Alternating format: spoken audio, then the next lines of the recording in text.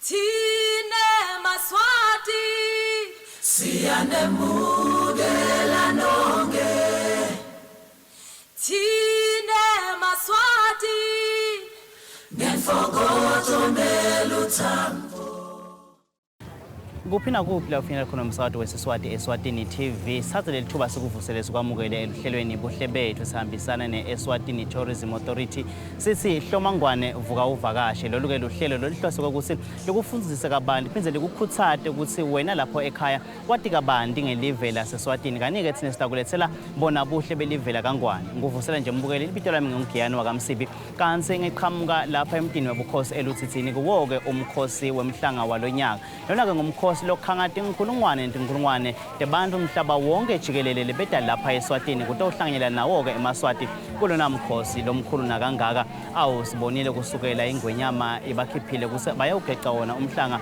embali ivele yasabela yeda ngedinombolo tayo kukhombisa ukuthi uma samemetile lomuthi kutawuvele kwenteke njalo sikhona ke namhla lokungilo lilanga lekugcina lawo ke umhlanga kanzike ke nanyakenye bantu bebanyathelana nalonyaka ke solo sive siyanyathelana sineke selihlelo Buhle Betfu sidabe sokulethela ukuthi ngabe kutawuchubekani-ke emhlangeni kanzi-ke sitawukhulumisa nalabahlukahlukene tivakashi letichamuka ngaphandle kwakuleli sikhulumisa nalabaqalako ukuthi khona lapha emhlangeni kanzi-ke awusiyethemba ukuthi bantu bathokodile futhi kanike-ke bayafuna nekwadi ukuthi kwendiwani eSwatini nakukhulunywa ngawo umkhosi wemhlanga sitakulethela-ke thine nawe lapha ekhaya uhlale nasi nje unganyakadi kanzi-ke ukhumbule ukuthi ungachumana nathi ekhasini lethu la ka-Facebook lelithi Buhle Betfu lapho khona singakhona ukuthi siphawule kabanti ngalo-ke luhlelo angabe muthe kakhulu mina mbukeli hlala nathi sisathi hlomangwane vuka uvakashe sangena khona-ke kuwo-ke umkhosi womhlanga walonyaka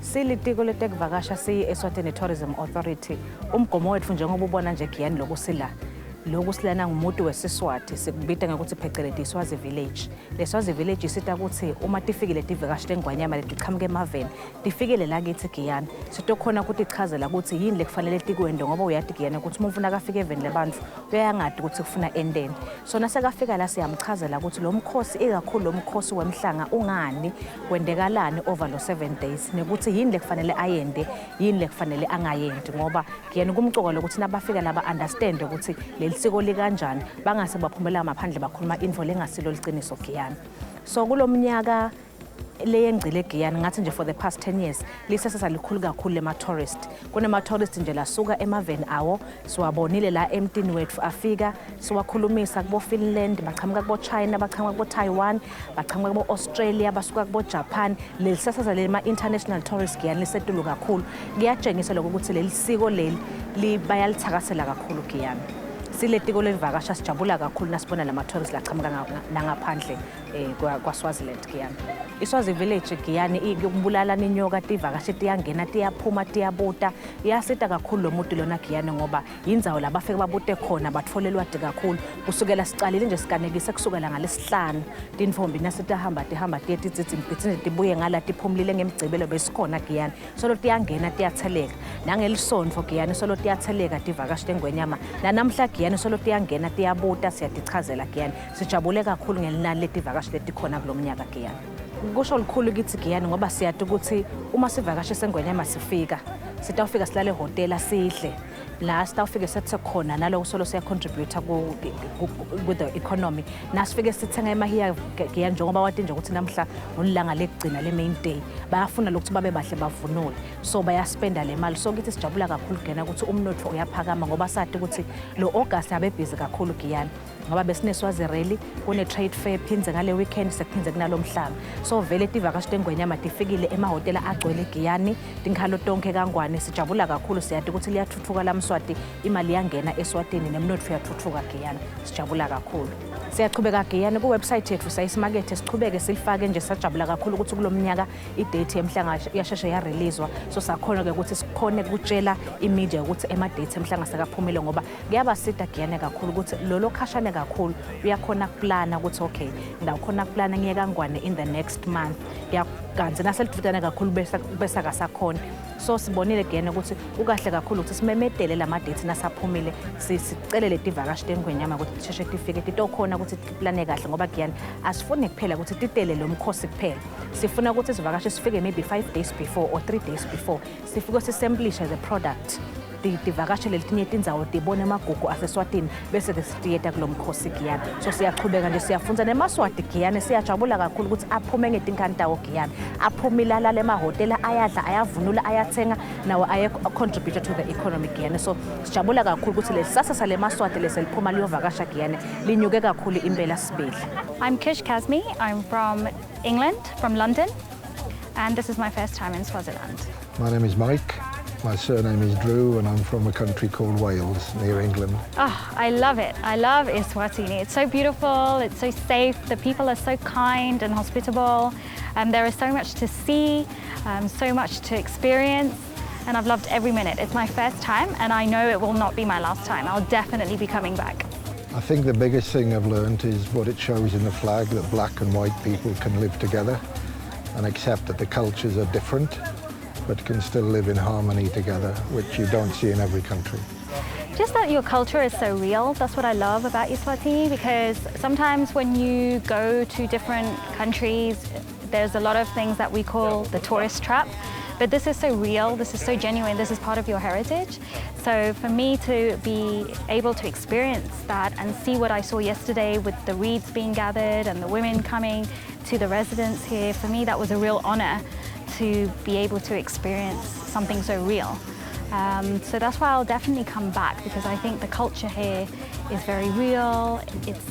It's just something incredible, and for me to have experienced that, I'm really astounded by the beauty here. I think the main thing I've learned is how much it is a key tradition of this Eswatini. I've heard about the bushfire, but I think the fruits, the first fruits, but I think this one is the main festival which has stood the test of time. It's gone on for hundreds of years. I like the fact it's not commercial, it is very much rooted in the culture of your country. It's just beautiful. The landscape is just stunning. We went to Mililwane yesterday, and it's just beautiful. It's just such impressive landscape, and I'd like to come back and do Umhlanga National Park as well, but it's just untouched beauty. That's what I really like about it. The landscape is very similar to my country. We have mountains, we have rivers. The main difference is that you have more sunshine here. It rains in my country all the time. And I think what I've learned about the people is that they know how to use the land, things that I don't understand on farming and nature and conservation. And it seems to be very much part of the Eswatini culture. They know how to get the best out of their country. I'd read about the Reed Festival before, and I had always wanted to see it myself. So I'm staying in Johannesburg at the moment, so I was very fortunate to be able to come from South Africa to Eswatini. It's very easy from there to drive here, so that's why I thought, okay, I really have to see this festival, because I don't know if I'd ever get the chance again.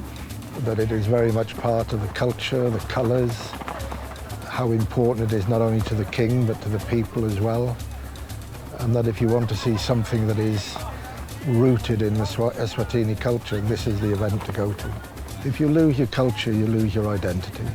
And like my culture, we have our own language, we don't speak English, we speak Welsh, we have our own traditions, And if we lost that, we would lose our culture as well.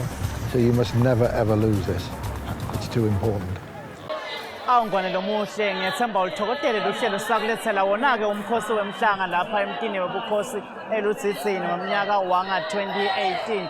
Hawu bekumnanzi impela sive siphume ngetingane tosekela yona-ke imbali kuwo-ke umkhosi wemhlanga. Semba kutsi nawe uthokotile kuyathokodisa phela nekuva kutsi tivakashi tiqhamuka emaveni lakhashana nokufika ekhatsi live leNgilandi bebalapha eSwatini. Nguloyo akuthi akangasali kuwo-ke umkhosi wemhlanga wanga-2018. Kuyathokodisa-ke mbukeli kuva kutsi masicocisa tivakashi tethu. Nguloyo uthi hawu ngifundzile ngemhlanga ngivile ngemhlanga kodwa ngisithe angingasali kangitifukele mina mathupha eveni laseSwatini. Nawe-ke lapha ekhaya dlala yakakho inzima ekakhulu watiphela kude uthuthukise umnotho wetekuvakasha ngokuthi ulati kabandi live laseSwatini. Mangabe-ke awukakhona ukufinyelela kiwo-ke umkhosi walo nyaka siyathokoza kusho ukuthi awu bekumnanzi sesehlisa ndzawonye. Siye uhlelo Buhle Betfu sihambisana ne-Eswatini Tourism Authority sithi Shomangwane vuka uvakashe lipitshela ngumgiyani wakamsibi. Kanike isikhathi mase sime kanje sesiyawubonana ngalokutako. Inkosi yemusa isigcine nisale kahle. It's 50 years of connecting traders. Sisho njalo sicubulo salonyaka kuyophela umbukiso walonyaka sikhuluma ngayo phela i-Eswatini International Trade Fair. Lokusho ukuthi mbukeli isihlanganyele lapha esigodini sakamanzini kuyophela iMavuso Trade Center. Sitawubona tinkampani letahlukahlukene letisuka kuleli lakangwane nakulamanye amave langaphandle bahlanganyele lana batawukhangisa ngayo umsebenzi yabo batawubukisa ngaloko labakwentako emakoneni abo. Mbukeli kusho ukuthi nayo ishewu njengoba labanye bayati or i-International Trade Fair yinto lesesiyigubha kuleli for 50 years nayo ihambisana naye ndiphethe wakulo lakangwane. Kanti-ke mbukele ehlelweni lelithi Buhle Betfu nayo nompumelelo kaDlamini Sibongo angihambi ngedwa ngihamba nayo i-Eswatini Tourism Authority sithi Shomangwane vuka uvakashe. Tibonele mbukeli kokuthi nasikulethela wona phela umkhosi we-Trade Fair kumbe-ke kulonyaka tinkampani letihlanganelana tona ticonze kusikhombisa ini noma kumbe titawukhangisa angani. Angithathele lithuba mbukeli lekukubingelela ngiphinze ngwemukeleke ehlelweni ngikufisele kona kokuthi nawe sabona kokuthi kwentekani eshowini nawe ungaphuthelwa eminyakeni lelandzelako. Igama lami ngingichunki Mdluli Dlamini ngisebenza ka-Eswatini Tourism Authority as the marketing officer. Namuhla nompumelelo side e-Trade Fair eshowini sitokhangisa ngebuhle belive lakangwane. Njengoba wathi nompumelelo ukuthi umgomo wetekuvakasha noma si-Eswatini Tourism Authority ukhangisa ngelive lakangwane. Kungaba tindzawo tekulala, kungaba tindzawo tekungcebeleka, kungaba tindzawo labantu batichaza khona, kungaba ama-activities thina nje sikhangisa nga-Eswatini nompumelelo. Namhla sitotshengisa eMaswati njengoba sitendi sethu usibona nje sisihle sima-colors lahlukahlukene. Sitokhangisa eMaswatini ukuthi nawe akavuke avakashele live lawo. Uma icala nje i-Tourism Authority 2005 uma isungulwa savele sacala saba part of eshowini ngoba sabona nompumelelo ukuthi nemaswati ayadzinga ukuthi siwamarket. So simarket letindzawo tekuvakasha ngoba asikabuki ngaphandle kuphela yebo kuhle ukuthi tivakashe kepha nala ngekhathi siyafuna ukuthi emaswati asukuma avuke phasi avakashele emahhotela alale adle athenge naletimvo letendiwe ngumsebenzi wamaswati. I-Trade Fair isita kakhulu nompumelelo njengoba nyalo nje lisasa saselikhulu kakhulu eSwatini ukuthi emaswati akusafana nakucala nompumelelo kwakulikhulu ukuthi emaswati asukuma aye ehhotela ngoba sikhule i-culture for ithi uma ngivakashile ngiyakagogo. Kepha nyalo sesiyabona emaswati sakayabhuka emahhotela akhiphe abantu abawo ahambe aye etindzaweni letikhashana ukhanza ukuthi umuntu wakamanzini uthathe i-weekend wayelibonjeni wafike wahlala nebantu bakhe wangcebeleka wasuka nalabanye nje bafika la showini ukhanza ukuthi basuka le khashana uyamangala ukuthi hawu bantu basuka khashana le kuboluva betele i-show batobuta nangetindzawo tekungcebeleka. Sijabula kakhulu nompumelelo ukuthi lesasa sakusho ukuthi letekumaketha kangwane emaswati sekasukumile abona ukuthi ngede saphumela ngaphandle kuphela nasivakasha asingene ngekhathi isivakashele tindzawo tethu ngoba nompumelelo kumcuka ukuthi kungcono liswati lati live la ukucala. Angeke kube kuhle ukuthi ngijakele kuyokhuluma ngemava angaphandle ngibe lami live ngingalati nompumelelo. So sijabula kakhulu nje ukuthi kule weekend lebe sisuka kuye kunemkhosi womhlanga kuneSwazi Rally kune-Trade Fair emaswati abethe phihli alele emahhotela avakashela dona letindzawo tekungcebeleka nompumelelo. Umehluko lesubone kakhulu ukuthi etikolweni bothishela sebacela ukuthi sitofundisa ngete-tourism ngoba la high school ikhona le curriculum lefaka letekuvakasha ekhathi. So ukhanza ukuthi masila i-Trade Fair bayeta abotobuta bese basicela ukuthi hey ngelanga lethinte asesiyofundisa abantwana ngale tourism. Utfole ukuthi letikolo tizeterana ema-competitions bende ema-debates nge-tourism. Kuyasikhuthaza kakhulu nompumelelo lokho. Siyasebenzisa nema-university communities as well, bo-Scott nabo-Limpopo. Siyajabula ukuthi ungcono lo mfana ade ngale tourism asesemncane. Atothi nakakhula abamzala atojwayela lokuthi ngiyavakasha ngiyabakhokha abantu abaminyete indzaweni tekugcebeleka noMbumile. Sijabula kakhulu ngoba even ama-products akangwane ayazi njengabo SNTC nabomlilwane basibikela ukuthi tikolo letifika koNompumele tifika ngemabhasi kusho ukuthi eMaswati sekasukumile athi hayi akavakashele live lawo.